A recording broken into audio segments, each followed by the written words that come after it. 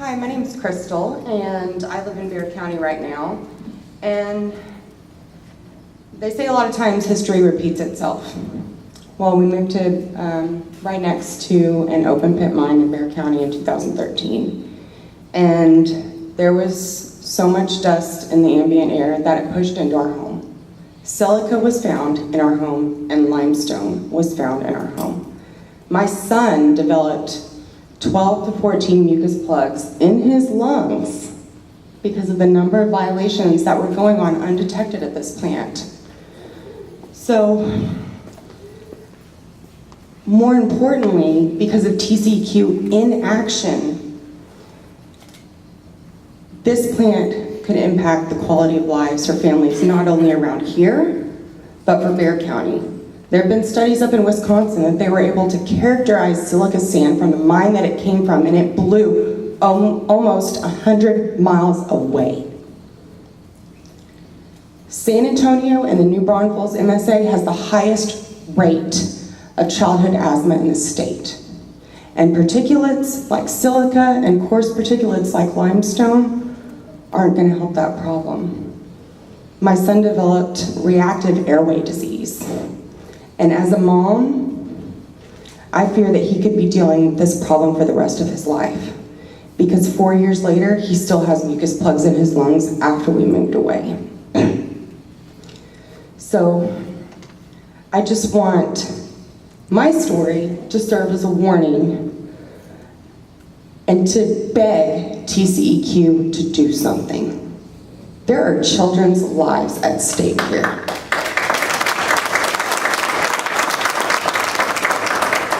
And please, please, please do the right thing. If you find them in violation, don't negotiate it behind closed doors like you did with my son and my story. Do not. I'm almost done, sorry. Did you have any questions? Yes, I do. I do have some questions. So, with your history of allowing ongoing violations at this one plant that's right by your TCEQ Region 13 headquarters, they had 150 years of violations going on at this plant, including hazardous waste. They didn't even know what chemicals, if they were hazardous, they weren't labeled or being stored on site to even protect the workers.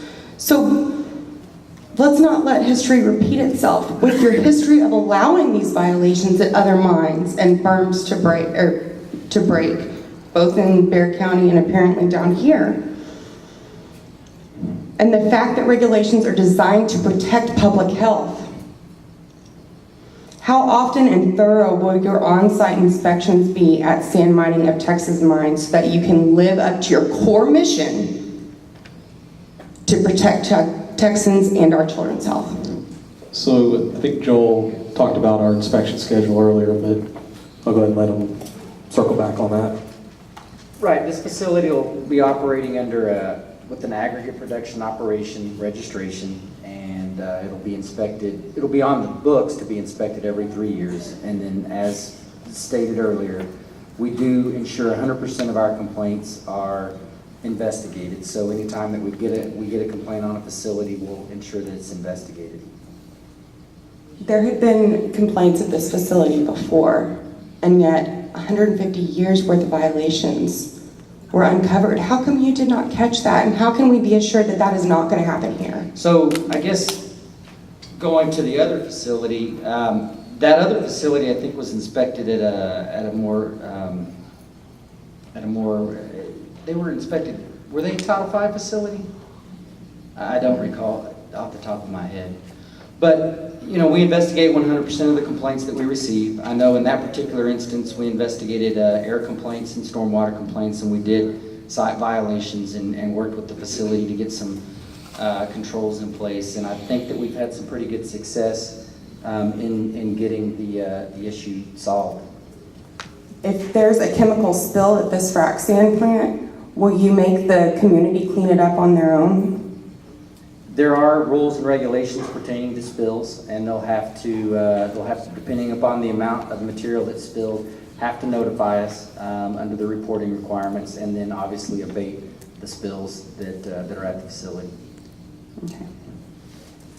Thank you. Thank you.